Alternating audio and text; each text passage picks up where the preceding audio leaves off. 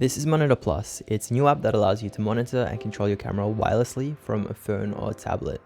In the next few minutes, we'll touch on some of its features and simple ways you might be able to use it. As good as it is, I also want to explain why I wouldn't exactly choose it as a replacement over a dedicated wireless monitor setup, nor should it be, when you consider the price and technology that goes into those kind of setups. I also just want to point out that some of the features we'll be going over are part of its paid version, and as cool as it would be, this video is not sponsored. Finally, the app is Sony Camera specific. We can see here that the wireless connection capability is actually only for some of the newer Sony models as well. And if you have one of the older models, you can actually use a wired connection. But as of now, that's only for Android. Hopefully with some of the future firmware updates, we'll have more cameras capable of using the wireless connection and also the wired one as well. That being said, let's get into it. Even though the main function of this app is as a wireless monitor, I've actually found its remote capabilities to be really useful.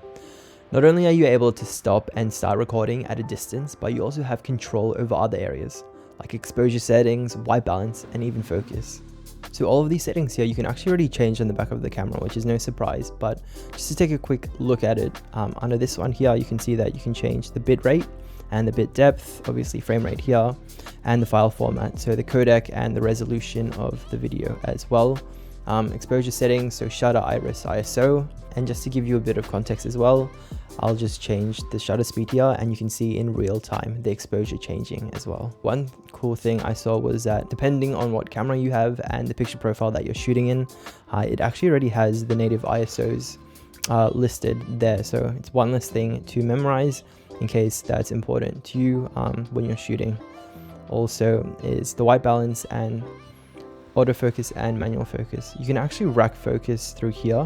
One thing I found is every time I don't know if it's going to do it now, but every time I go into manual focus and choose a specific setting that allows me to manually focus, it does crash the application more often than not. I'll try now, but that's one of the reasons I wouldn't suggest it so much to use it over like a wireless monitoring system. I don't know, like a wireless monitoring system doesn't really have that feature anyway, but to use this app, like it does actually have quite a few crashes. Yeah, so you can see it there. It's just completely frozen, and what I just normally have to do is go back into the app. It takes a bit to reload, but it does there. Even when you enter it there, okay, sometimes it doesn't work, but here it does. And then you can see that you can do the manual focus. And look, that's really cool, but I think I would prefer something that didn't crash as often as it did. In terms of real world use, I can see it being really useful where you have a 2-camera setup, like an interview for example, so that you don't really need to keep moving between 2 cameras if you're shooting solo. Also, it's a small touch, but I really like that they display how much battery and memory is left as well, just for that extra peace of mind. So you can see here how much battery is left, and over here the memory.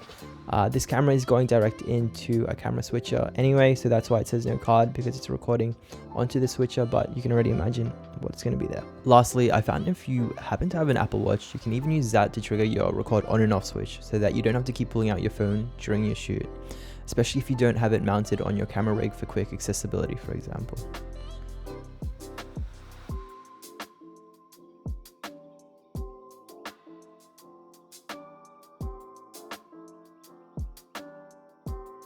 So here we have the app side by side to a dedicated wireless monitor setup, and as you can see, it holds up relatively well.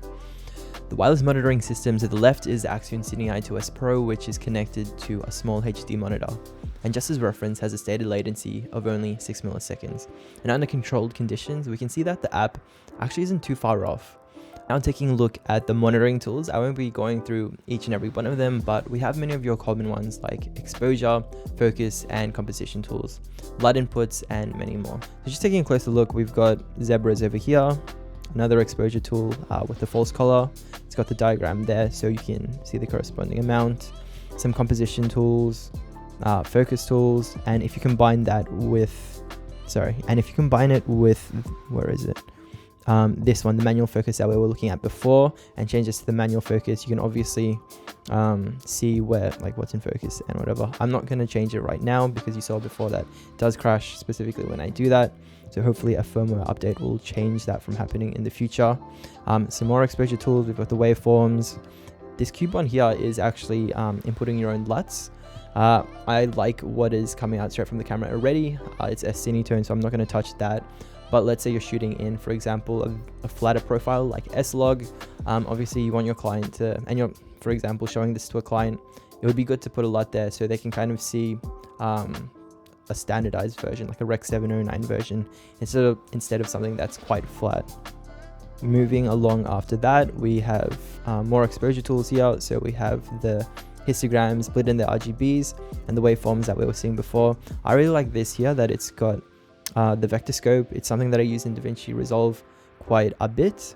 So it's just nice that it has it here as well. I don't even know if my small HD has it, so it's something that I actually have to take a look at. This one for anamorphics, de-squeezing. We just took a look at that one before. And these last two, I'm not too sure actually. I think it does have a label. So chroma key and overlay. We also have a lock, which I'll be talking about a bit later. It's pretty stock standard, but yeah, so those are the tools over there. Just quickly coming back to signal strength and usability, for this YouTube video I have had periods where the latency is just a bit too much and have seen the app crash and have the occasional dropout like we actually saw before. One other interesting thing to point out was that it does also tend to differ in signal strength depending what camera you're using. I have a more casual Sony ZV-1 as well, and the latency and crashes were just so frequent that I wouldn't consider it usable at all compared to, I don't know, the 7S3 and FX3 that I tried it on. So in saying that, I would be a bit hesitant using this app on more professional shoots like at a wedding, but at the end of the day, we are talking about something that is mostly free, and even the paid version with all the features is about $30. And if you compare that to a wireless setup that would easily start from $1,000, I do think it is useful and has its own use purposes. I think it's a really good alternative for somebody who doesn't have a monitor yet to familiarize themselves with some of the tools or even actual shoots where the occasional disconnect or latency lag wouldn't hinder the workflow that much. The final way to use it is just as a monitor for your client to have a look at instead of having to maybe go over your shoulder. To be honest, I've never really had that situation, but whether they do or they don't, I still think it's a nice option or even add-on that makes it more engaging for your client during a shoot. If I hadn't mentioned it before, the highest output resolution is 1024 by 576, and when they're watching, I'd suggest turning on the lock function just so they aren't able to change any of the settings as you're shooting. In the same way, I think this app could be also really valuable if you're training up another videographer for them to be able to see the settings you're using, and also the way you compose your shots pre-edit so they get a more complete picture. There's actually also the function to have a backup recording straight onto the phone or tablet by turning on the record live view feeds toggle in the menu, and can be used as something to refer back to or something even your client can quickly upload onto their socials. Just keep in mind though that the recording onto the phone or tablet will be at the lower 1024 by 576 resolution, and any latency issues and dropouts will also be reflected in the recording.